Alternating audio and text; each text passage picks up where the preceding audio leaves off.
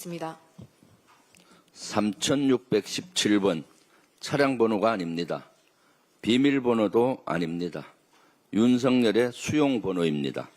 넉 달 만에 다시 수감된 윤석열은 이제 이름 대신 수용 번호로 불리게 됩니다.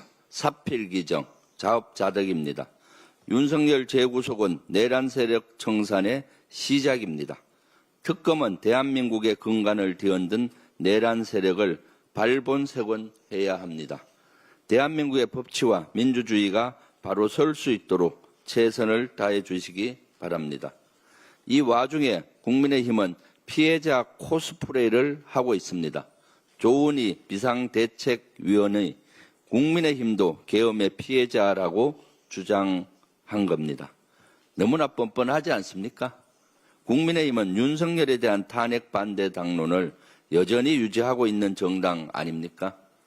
게다가 이 혁신위원장이란 사람은 권영세, 권성동, 이른바 쌍권을 청산할 것이냐는 질문에 당원이 결정할 일이고 혁신위는 권한이 없다. 이렇게 말했습니다. 도대체 혁신할 마음이 있기나 합니까? 종합해보면 국민의힘은 반성도, 양심도, 책임도 없습니다. 그러니까 산무혁신위라는 얘기가 벌써 나오는 겁니다. 이제 그만 거짓 혁신쇼 중단하고 이재명 정부가 하루빨리 내각을 구성해 국정에 전념할 수 있도록 협조하기 바랍니다. 국내 증시의 시가총액이 사상 처음으로 3,000조 원을 돌파했습니다. 어제 마감 기준으로 코스피는 2,603조 원, 코스닥은 413조 원, 코넥스는 3조 원을 넘어섰습니다. 이재명 정부 출범 이후 경제가 회복될 것이라는 기대감, 그리고 자본시장이 투명해질 것이라는 전망이 주식시장에 긍정적인 영향을 끼쳤다는 분석입니다. 하지만 아직 갈 길이 멉니다. 대한민국은 경제위기, 민생위기, 관세위기 등 이른바 3대 위기 상황입니다. 잠재 성장률은 1%대에 불과합니다. 내수 침체와 소득 양극화는 극한으로 치달았습니다. 미국과의 관세 협상은 발등에 떨어진 불입니다.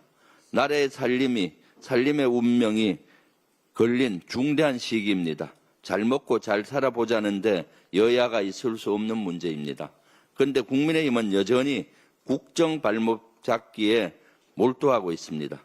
국민을 위해 일하는 정부, 일하는 국회 만들어야 하지 않겠습니까? 이제 그만 국민의힘도 나라 살림에 협조해 주십시오. 위기를 극복하기 위한 창의적인 해법 찾기에 힘을 보태주시기 바랍니다. 자본 잠식 상태의 업체가 여러 기업으로부터 투자를 받았다면 상식적으로 납득할 수 있겠습니까? 그런데 김건희가 배후에 있다면 충분히 가능할 것 같습니다.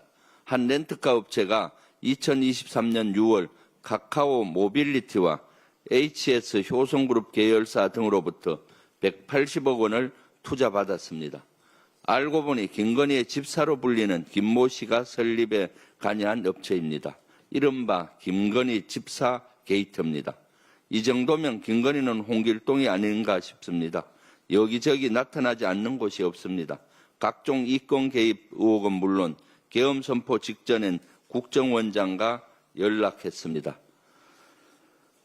임성근 전 사단장의 부인과도 측근을 통해 연락한 정황이 나오고 있습니다. 그렇습니다.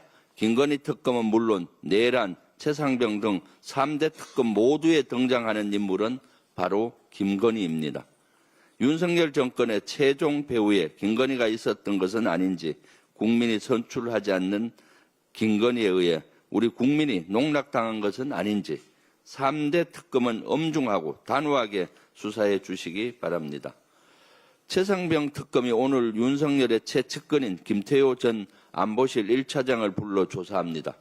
이른바 VIP 경로설이 불거진 2023년 7월 31일 윤석열에게 어떤 지시를 받았는지, 최상병 수사 결과를 뒤집는데 어떻게 개입한 것인지 그 실체가 드러날 것이라고 믿습니다. 또 외교 담당 안보실 차장은 김태호가 왜 HID 북파 공작 부대를 방문한 것인지, 북한과의 전쟁을 유도하는데 HID를 이용하려고 한 것은 아닌지, 여의치 않으니까 이후 무인기로 북한을 자극해 계엄의 명분을 쌓으려고 했던 건 아닌지, 이 역시 또 다른 특검 수사를 통해 반드시 밝혀져야 합니다. 물론 진실을 찾는 게 말처럼 쉽지는 않습니다. 하지만 진실을 깊은 어둠 속 보석에 비유하는 것처럼 찾아내면 국민께 효능감을 주고 후대에도 큰 가치를 준다고 믿어 의심치 않습니다. 오로지 국가와 국민 그리고 정의를 위해 최선을 다해 주시기 바랍니다. 이상입니다.